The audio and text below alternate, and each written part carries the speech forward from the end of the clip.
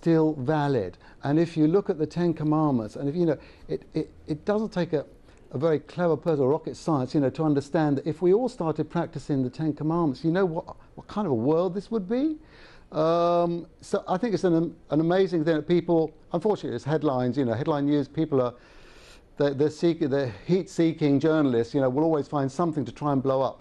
That was a distortion. But the idea of living in peace, I really can't envisage a peaceful world where some people are allowed to just simply revile and make fun of other people's beliefs. I think that there are certain things that we've got to respect, and that in a way is what Islam teaches. You know, unfortunately, some Muslims have got to learn that too. Now, of course, I know you said, yeah, the message was taken out of context, or what you said about Salman Rushdie was taken out of context. Does it frustrate you that it's so hard to shed negative image once it's been in the media? For example, it was only just last year when you were invited to sing at the Jon Stewart and Stephen Colbert rally for, was it a rally to restore sanity and/or fear in Washington, D.C.? Again, that seemed to raise controversy. It must be very frustrating to have to always answer this.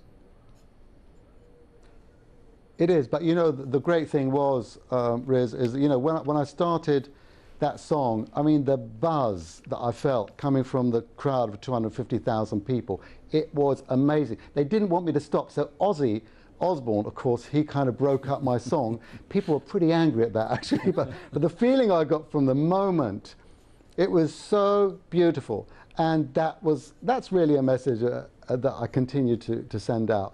I hope people will hear it. Now, of course, when I spoke with you in April of 2007, you had just released your first album in 28 years, nearly 3 decades, and Other Cup. And I wonder how smooth it was, the transition getting back into the world of music. Because I know at the time, a lot of people were saying, well, wait a minute, why are you recording when you said that, Islam doesn't promote the idea of music? And again, you addressed this in that last conversation. How easy was it to get back into the music industry?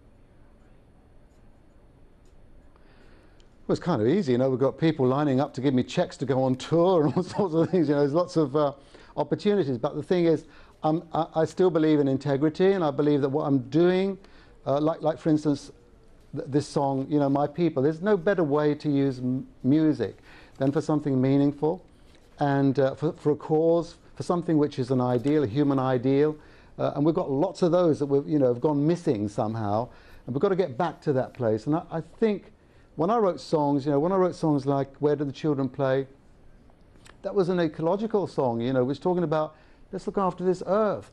When I wrote songs about Peace Train, you know, that was again a call to let's get together, let's stop this fighting, you know, these imposed wars, we don't want them.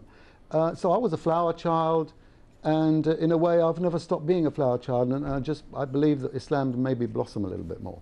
Well, here's another email that came in. Janet Howard in Egypt wrote in with this, saying, there seems to be a wave of songs from our new generations that are finally having their voices heard. How do you feel about music in the Muslim world today?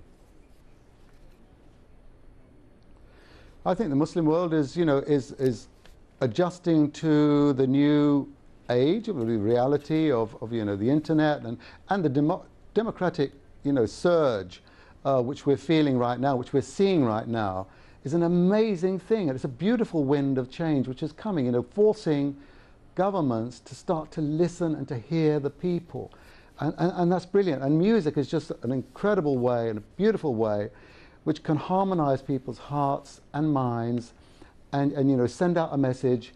And it is harmless, after all, you know, and I think that's a lovely thing to do, and a lovely thing to be involved in. It's some way in which we can all contribute to this thing.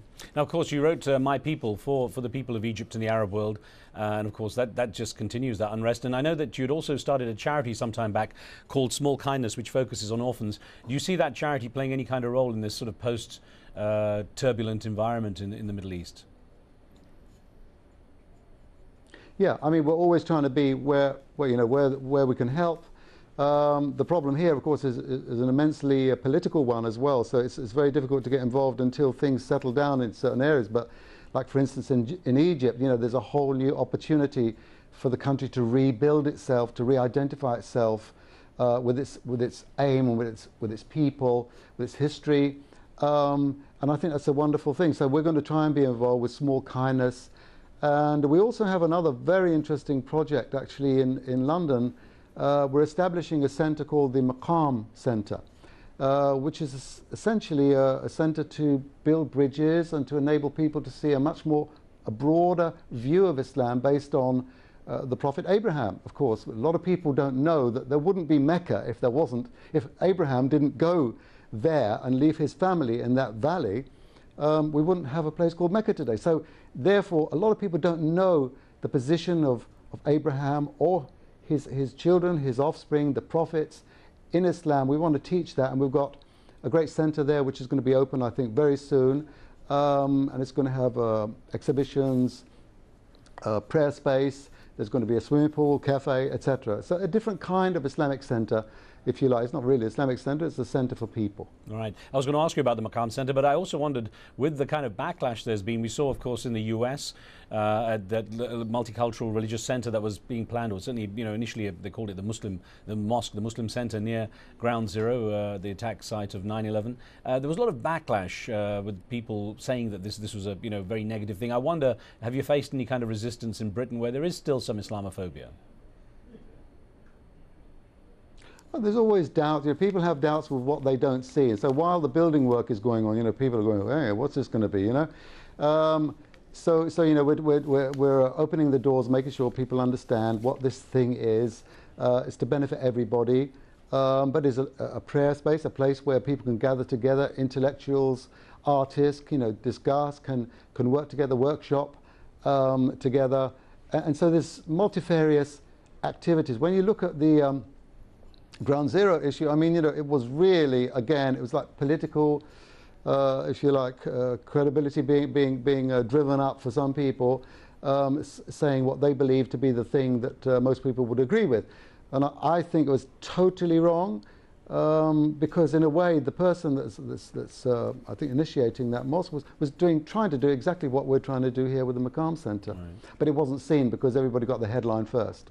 Now, of course, you're there right in the heart of the Middle East, and I wonder how you regard what's going on and what people around you are saying as they watch how diverse the reactions have been across the countries. Egypt, obviously, Bahrain, we had Tunisia, and of course in Libya we've got Muammar Gaddafi saying he's willing to basically kill his people, you know, and you know, anyone who resists him. I wonder what the reaction is there, right in the heart of things.